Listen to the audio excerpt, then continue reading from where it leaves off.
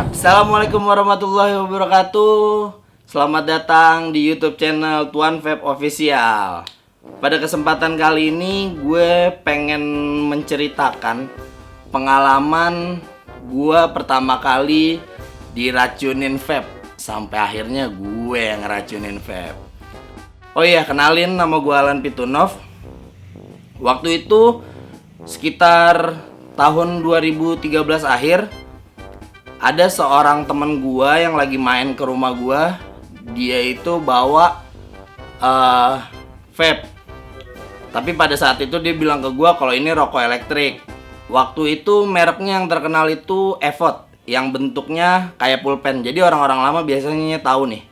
Cuman yang gue dapetin itu di bawahnya Evot, Ego CL5, yang sumbunya itu bukan sumbu, kapasnya itu kayak sumbu kompor gitu deh, warna putih.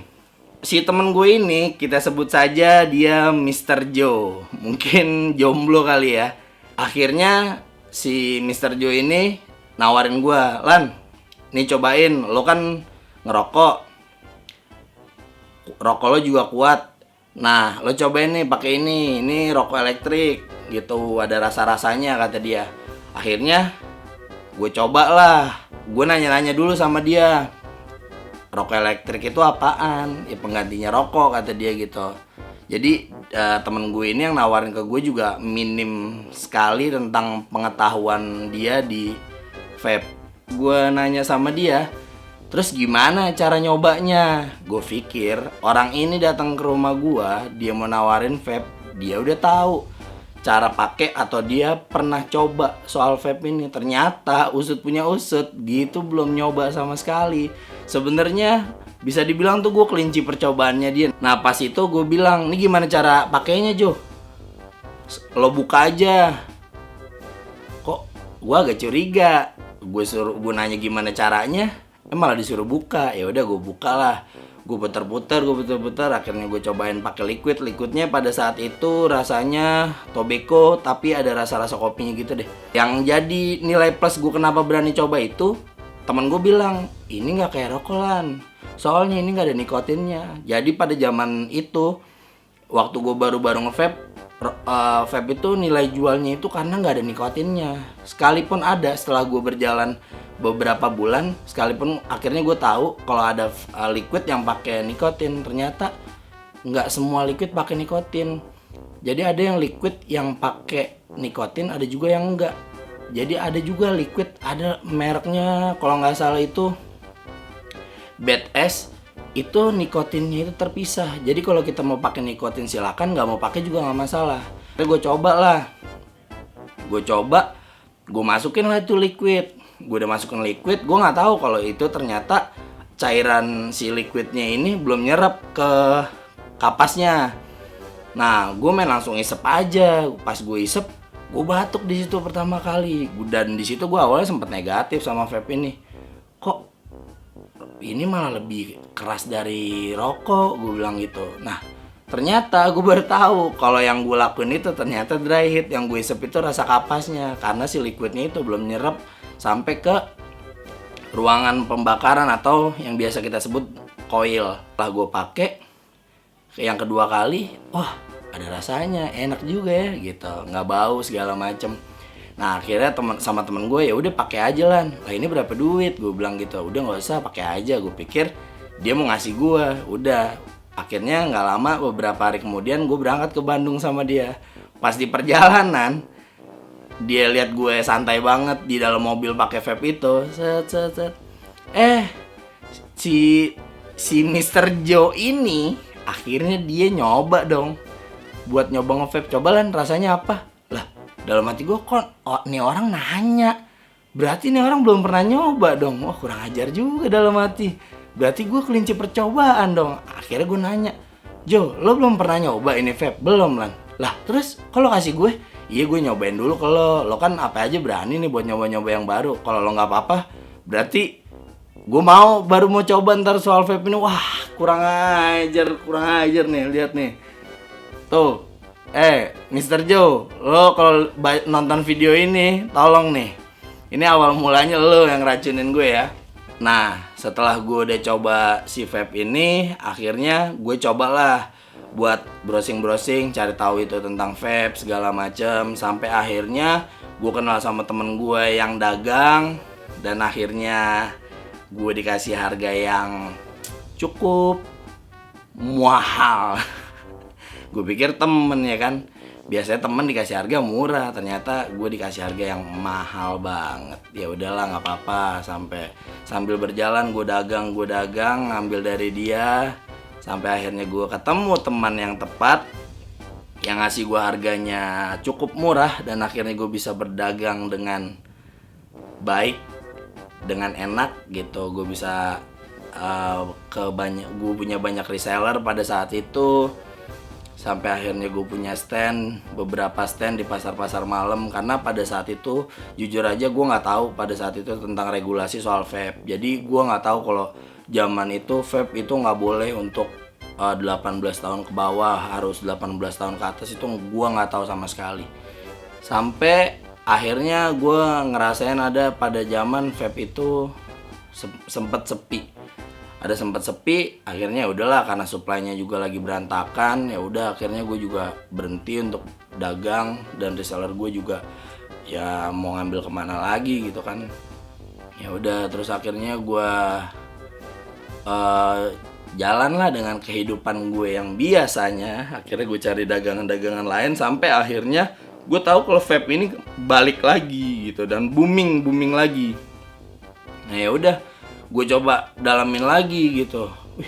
Ternyata sekarang lebih bervarian, udah banyak yang otentik dan harganya lebih terjangkau. Ternyata udah ada regulasinya gitu. Yang bahkan belum lama ini kita baru aja melegalkan nikotin dengan cukai yang 57% itu.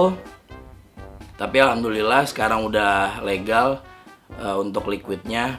Mudah-mudahan merambah ke yang lainnya. Jadi menurut gua, apa yang buat gua akhirnya suka sama vape?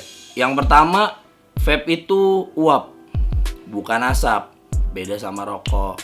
Yang kedua, rasanya itu banyak banget dan enak-enak, manis.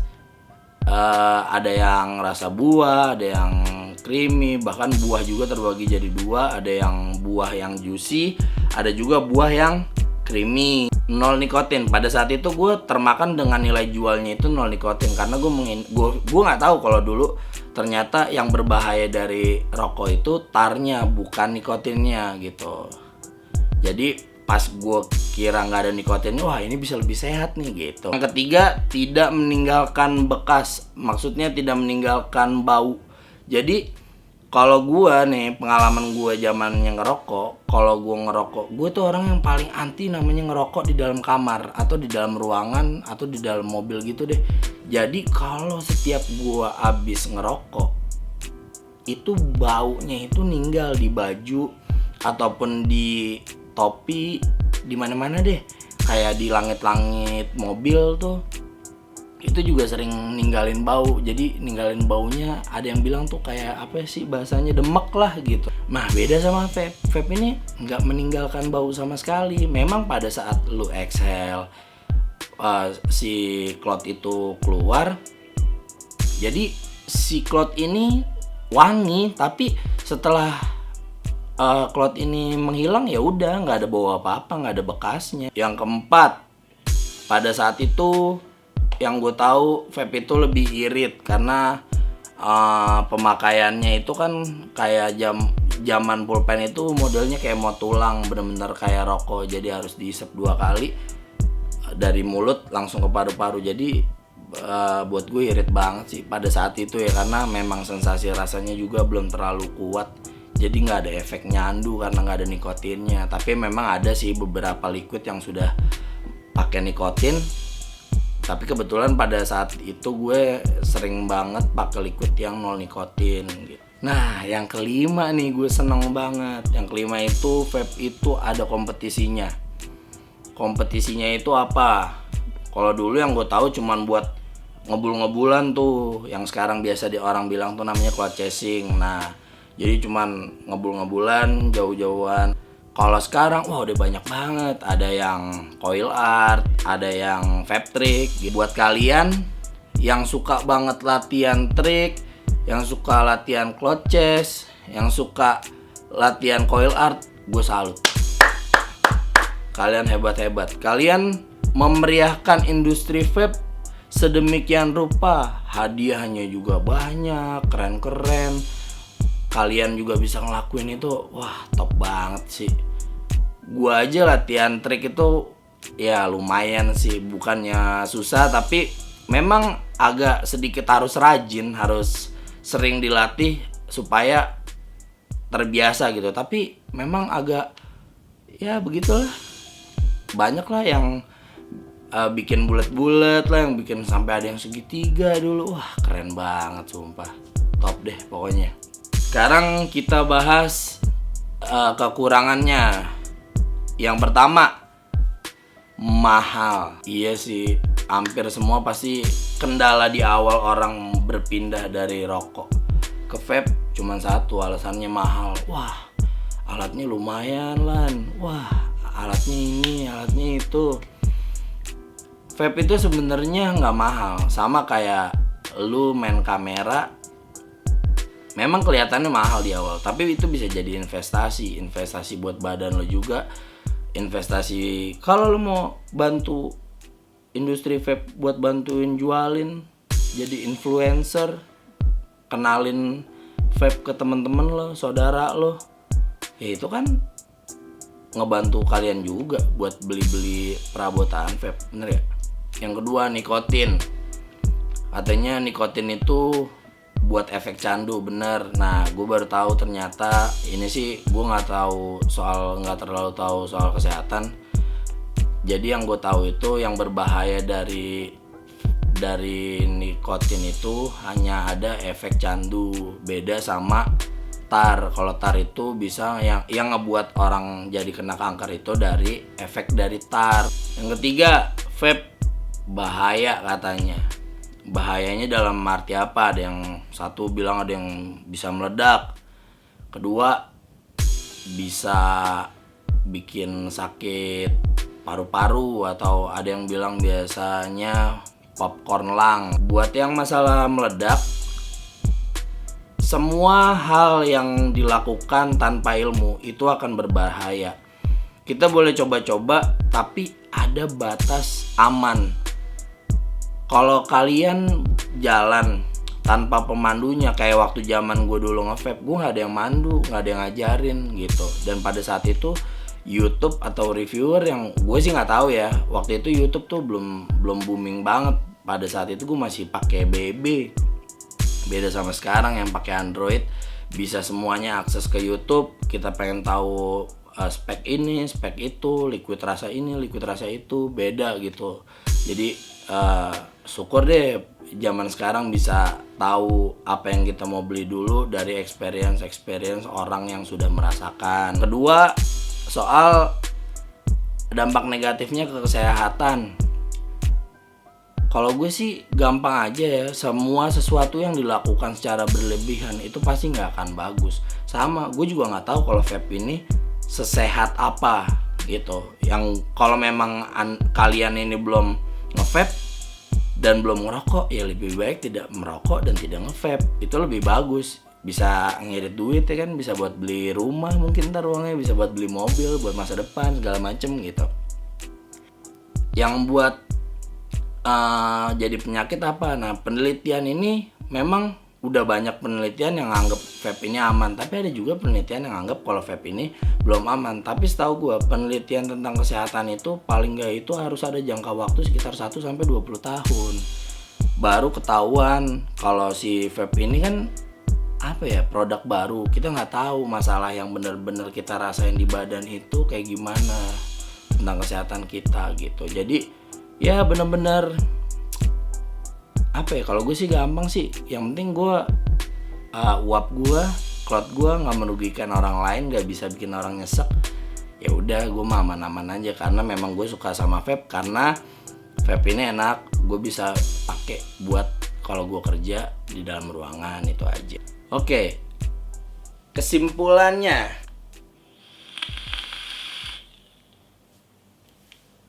dari semua yang udah gue jelasin tadi, yang udah gue sharing ke teman-teman, boleh dong gue juga dengar awal mula kalian bisa berpindah dari rokok konvensional ke vape. Atau mungkin ada yang ngerokok juga, nge-vape juga gitu. Kalau gue, alhamdulillah setelah gue kenal vape, gue udah gak pernah ngerokok sama sekali dari tahun 2013. Nah, kalau itu cerita gue. Apa nih cerita kalian, teman-teman yang akhirnya merasakan vape, akhirnya bisa tercebur ke dunia vape, atau sekedar mencoba vape dan mendapatkan sensasinya aja. Buat gue cuma ada satu alasan kenapa akhirnya gue nge-vape. Dari banyaknya kelebihan, dari banyaknya kekurangan, cuma ada satu alasan sih, sampai akhirnya gue cinta dengan vape. Vape is fun. Gue Alan Pitunov. Sampai ketemu di konten-konten seputar vape berikutnya. Assalamualaikum warahmatullahi wabarakatuh.